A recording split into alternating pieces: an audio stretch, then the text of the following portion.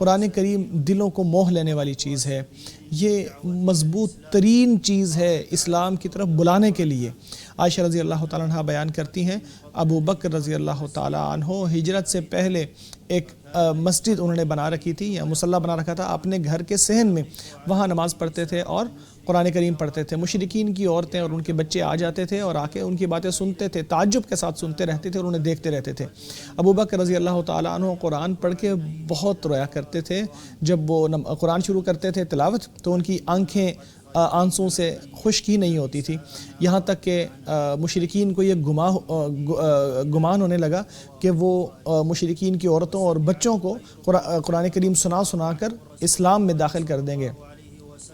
اسی طرح آپ صلی اللہ علیہ وسلم سورۃ الطور پڑھ رہے تھے تو جب انہوں نے پڑھا تلاوت کی، کیا یہ خود ہی پیدا ہو گئے ہیں؟ کیا انہوں نے آسمان کو پیدا کیا ہے؟ کیا آسمان کے خزانے ان کے پاس ہیں؟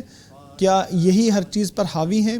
تو صحابی کہتے ہیں کہ میرا ایسے لگا جیسے میرا دل نکل گیا ہے یا اڑنے لگا ہے۔ جنہوں نے بھی قرآن کریم کو سنا انہوں نے ایمان قبول کیا اور وہ اللہ کی نعمت کو بیان کرتے ہوئے کہنے لگے کہ ہم نے جب قرآن کریم کو سنا، ہدایت کو سنا، تو ہم نے اس پر ایمان قبول کر لیا۔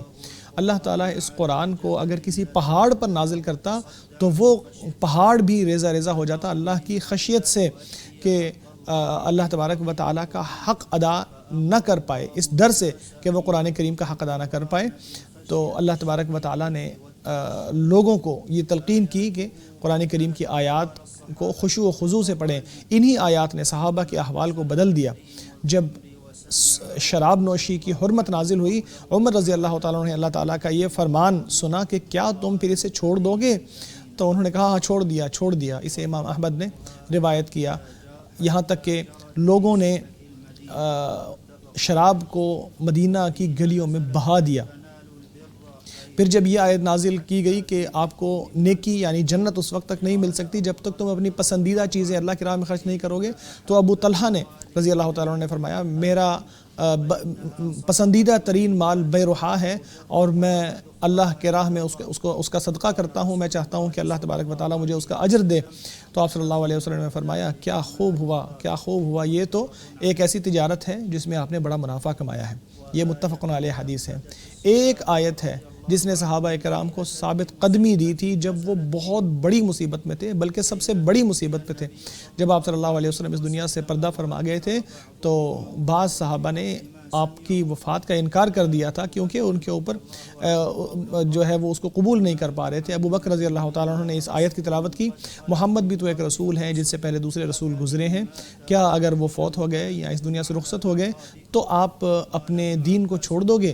ابن عباس رضی اللہ تعالیٰ عنہ بیان کرتے ہیں مجھے ایسے لگا کہ اس دن لوگوں کو اس سے پہلے اس آیت کا علم ہی نہیں تھا کہ یہ آیت بھی نازل ہوئی ہے۔ جب ابو بکر رضی اللہ تعالیٰ عنہ نے اس کو تلاوت کیا تو پھر سب لوگوں نے ان سے یہ سنی اور پھر ہر شخص اس آیت کی تلاوت کر رہا تھا۔ اسے امام بخاری نے روایت کیا ہے۔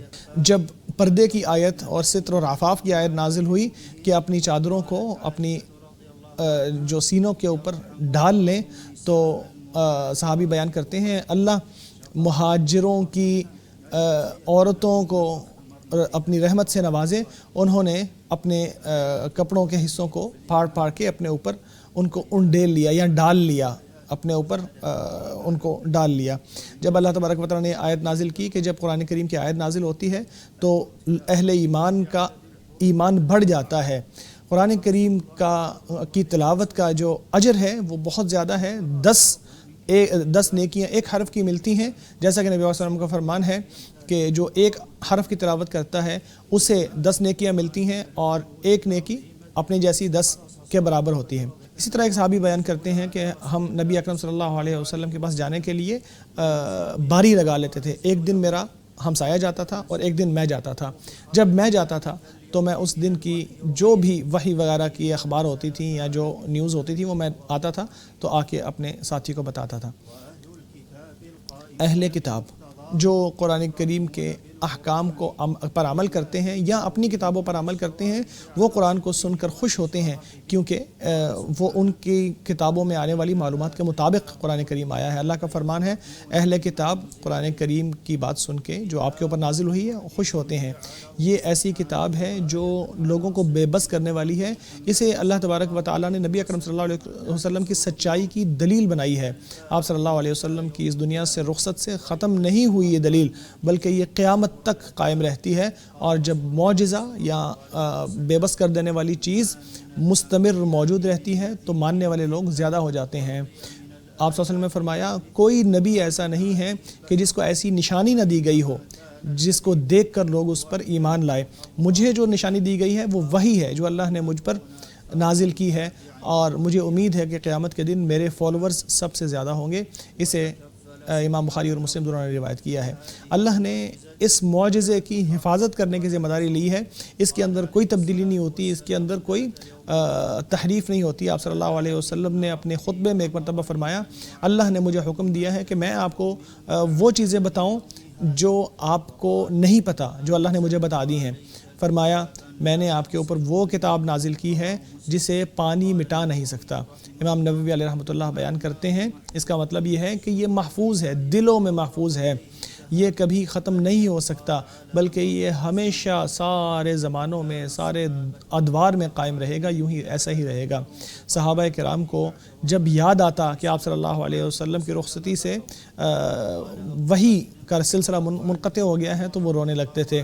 عمر رضی اللہ تعالیٰ عنہ سے انہوں نے کہا کہ آئیے ہم ایمن رضی اللہ تعالیٰ عنہ کے پاس جاتے ہیں، ان کی زیارت کرتے ہیں جیسے آپ صلی اللہ علیہ وسلم ان کی زیارت کیا کرتے تھے۔ جب ہم ان کے پاس گئے تو وہ رونے لگی، اور ہم نے ان سے کہا کہ آپ کیوں رو رہی ہیں؟ جو اللہ کے پاس ہے وہ آپ صلی اللہ علیہ وسلم کے لیے بہتر ہے۔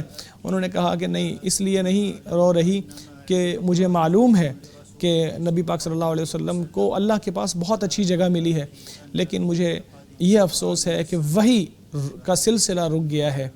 پھر یہ سن کر وہ دونوں بھی رونے لگے، جو صحابہ ان کے پاس زیارت کے لیے گئے تھے وہ بھی رونے لگے۔ اسے امام مسلم نے روایت کیا ہے۔